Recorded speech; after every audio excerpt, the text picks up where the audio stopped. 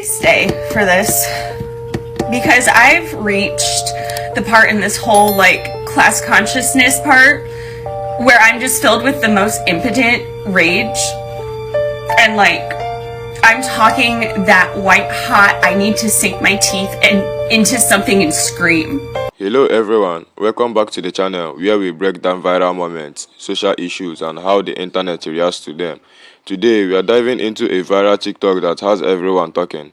A young white woman posted an emotional video about her experience realizing how much easier life is for people in China compared to the grind many Americans face daily.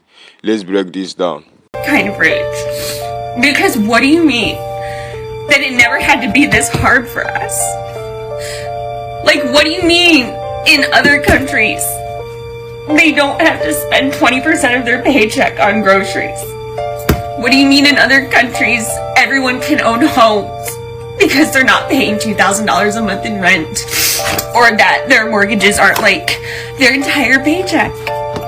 What do you mean that people in China work one job and they don't even work 40 hours and they can easily afford their life?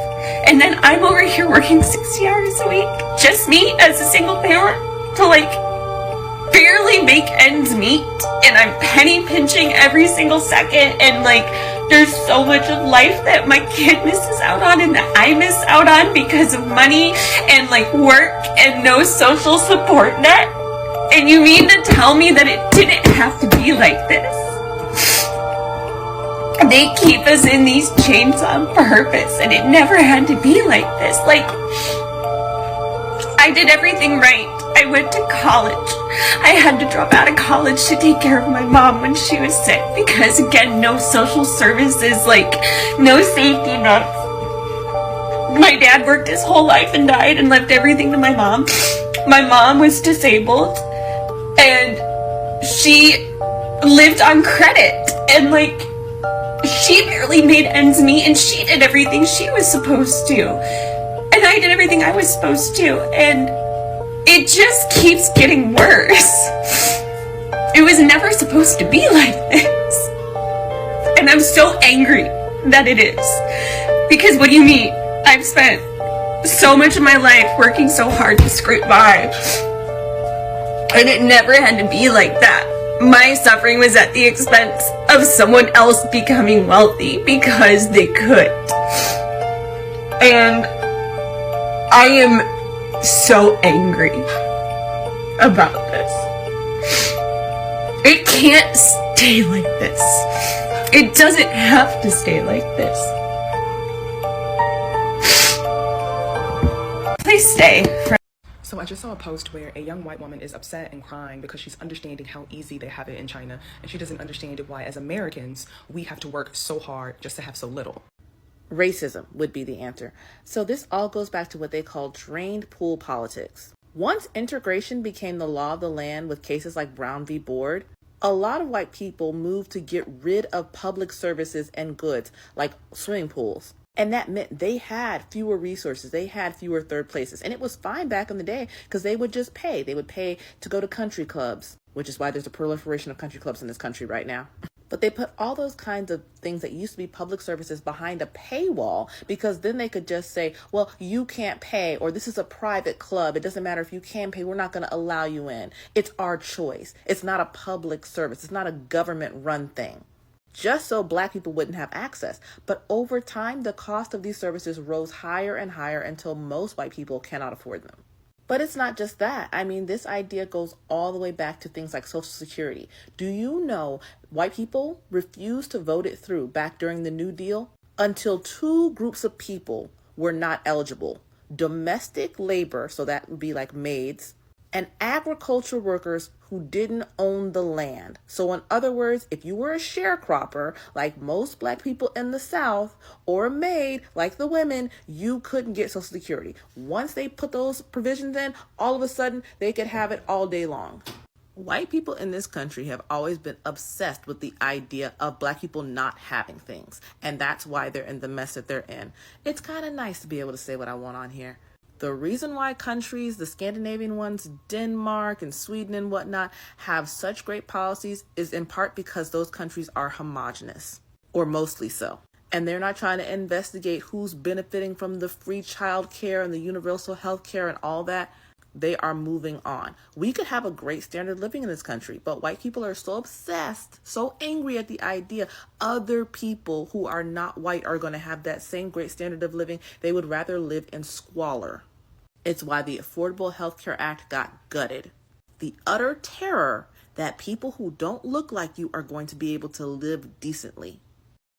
What you pay for. I mean, politicians have tried to convince white voters for years. This is in their interest. It was in their interest to not have to pay for these goods and services. And now you fell for it.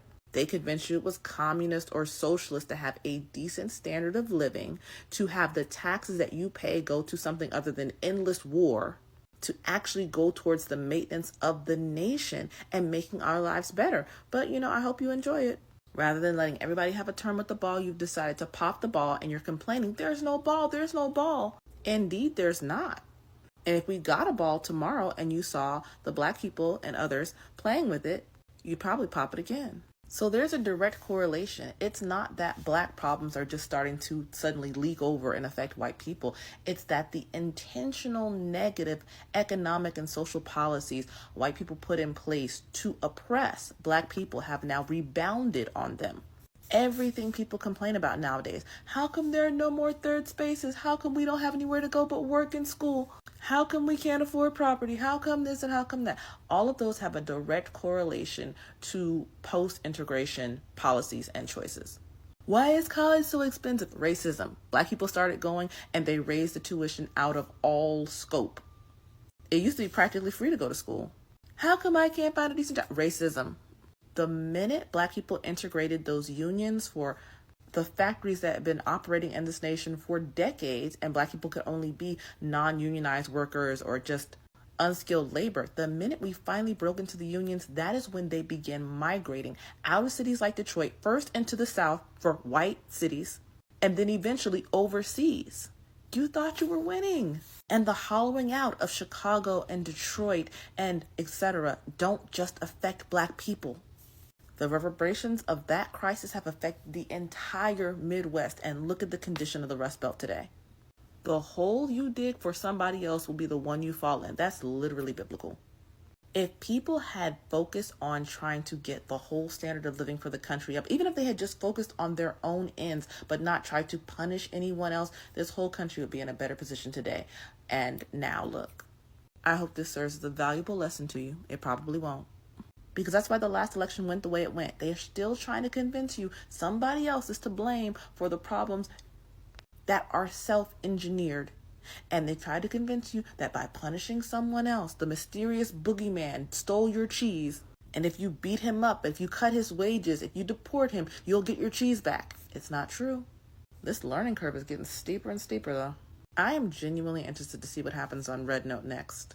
I think this will be the first time a lot of Americans have unfettered, unpropagandized access to so many citizens from a nation we've been taught is bad.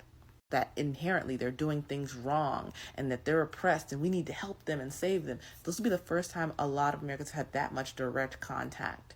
And the puzzle pieces are starting to click into place. This might be the making of something. We will see. That's it. Like and follow for more. As long as you can. I hope it's longer than we think. All the white people going on Xiaohongshu and they're like, oh my God, China, they have everything. Their food is cheap. They have good schools, blah, blah, blah, blah, blah. Why don't we have that? Racism. It's because of racism, babe. Yeah. In post-Reconstruction era South, after those traitors lost the Civil War, the South was devastated. This is just an example. The South was devastated. Like, in every way you could think of. The Northern troops had burned their farmland. They had blown up railroad tracks so you couldn't transport anything. They liberated all the enslaved people. They had burned their houses to the ground, okay? The South was...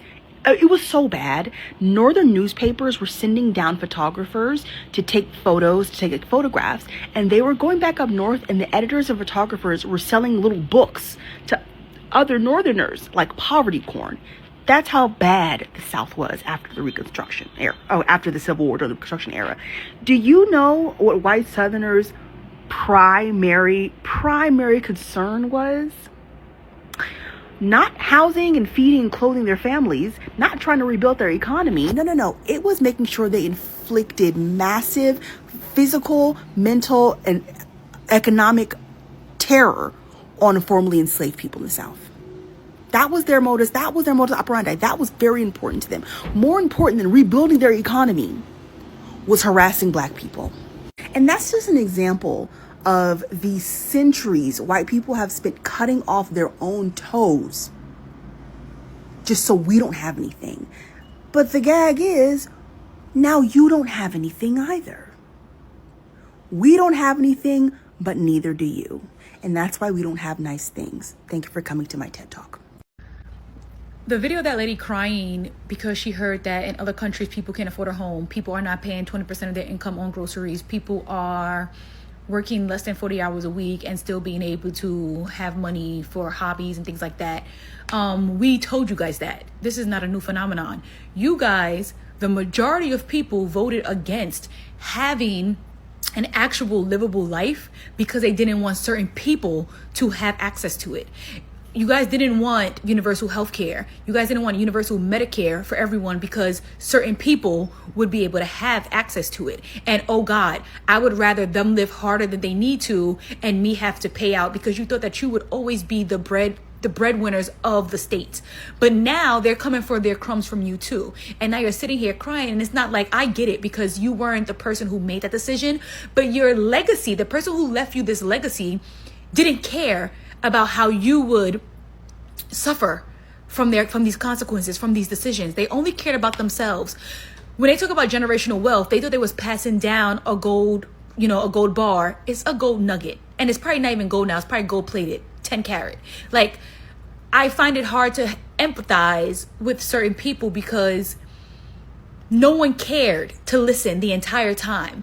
The brainwashing and the propaganda that has been let out is astonishing. I am not going to Meta nothing because the fact that they're even trying to now do reverse psychology, oh, we're getting rid of this to protect your data, bro. Every time there's a data breach, all you guys do is give us 99 cents and then 3 months access to the place that had the data breach. You're not closing these banks down. The only people who lose a business is a small business owner. Let a bank go bankrupt 14 times, all of a sudden we're the biggest socialist in the world and we have money to give them to make sure that we can uplift them back. But you're a small business, you're a woman-owned business, you're a black-owned business, you're this, you're that, you're a struggling college student, right? You don't need nothing. You need to pull yourself up by your bootstraps. You need to work 2 and 3 jobs. You need to develop an autoimmune disease. You need to have migraines and headaches. You need to have a reason for that acid reflux to be there because you can't afford vegetables because God forbid, if you do get one, it has listeria in it.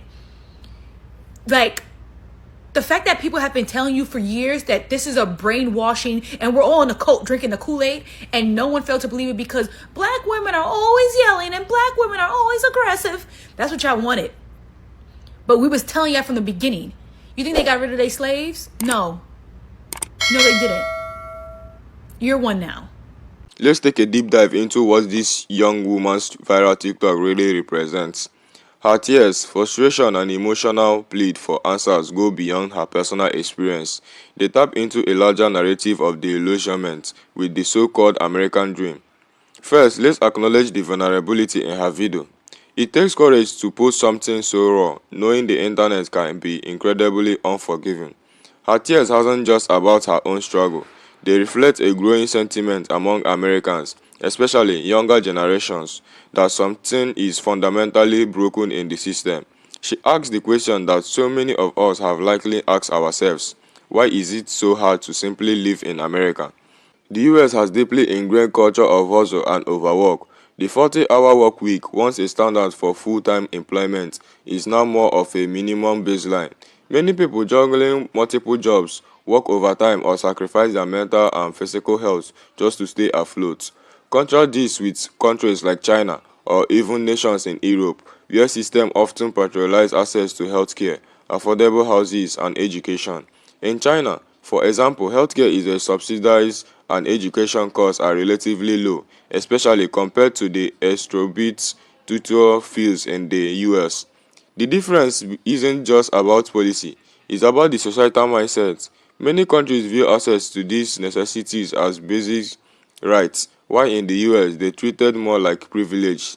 Our frustration also highlights the glaring wealth gap in America. The richest 1% hold more wealth than the bottom 90% combined. Wages have stagnated while the cost of living has skyrocketed. Rent, healthcare, childcare, everything seems to be getting more expensive, and for many people, their paycheck just hasn't keeping up. In China, the average person may have fewer personal freedoms or face other systemic issues, but their basic needs are often met in ways that feel out of reach for many Americans. That stark contrast is what's so jarring to people like her when they learn about life in other countries. Some people sympathize with her completely, echoing her sentiment about the crushing weight of living in a country where survival feels like a constant battle. These individuals share their own struggles with student debt, medical bills, and job insecurity. They connected with her frustration and agreed that America needs systemic change. Others, however, were quick to criticize, comment like "she's just realizing now" or "why glorifying China," show how divided people are on these issues. It's important to remember that she's not necessarily saying China is perfect. Her tears are about the shock of realizing that there is a different way to structure society, one where people aren't forced to work themselves into the ground for basic survival. This brings us to the bigger picture. Why do Americans accept this level of hardship as normal? Part of the answer lies in the narrative many of us have been told since childhood. The American dream promises success to anyone willing to work hard enough, but for many, that dream feels like an impossible goal. This illusion keeps people grinding, believing that if they just work harder, they will eventually get ahead.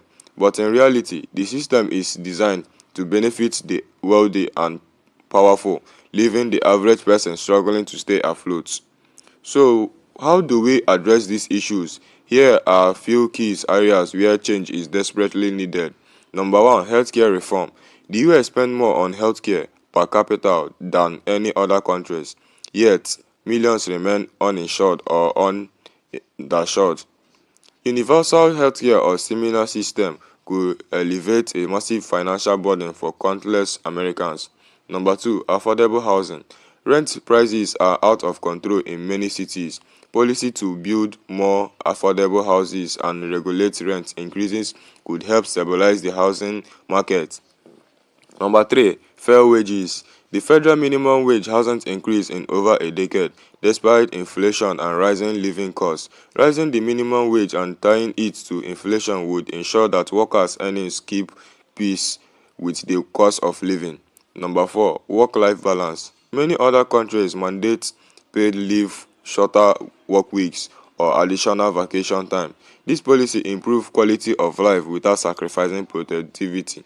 Number five, education costs. Student debt is a major issue in the US, trapping young people in financial hardship for decades. Affordable or free college education could open up opportunities and reduce financial stress. This video resonates because it's not just about one person's realization, it's about a generational awakening. Minimals and Gen Z in particular are pushing back against the status quo. They are questioning why they should accept a life of endless work with little reward when other countries seem to have figured out better systems. Her tears, while deeply personal, reflect a broader societal frustration. The internet's mixed reactions show just how polarized Americans are when it comes to discussing systemic issues. Some are ready for change, while others cling to the idea that hard work alone should lead to success. But the truth is, systemic problems require systemic solutions. No amount of individual effort can fix a system designed to keep people struggling. So to the young woman in the video, your tears are valid, your frustration is shared by millions, and your voice is part of a growing movement demanding better. Let's keep asking the tough questions and pushing for a world where survival isn't a luxury, but a given. Thank you for watching, and let's continue this conversation in the comments below. Let us share our thoughts and perspectives with one another. Don't forget to like, subscribe, and hit the notification bell to stay updated on this story and more. I will see you in the next video.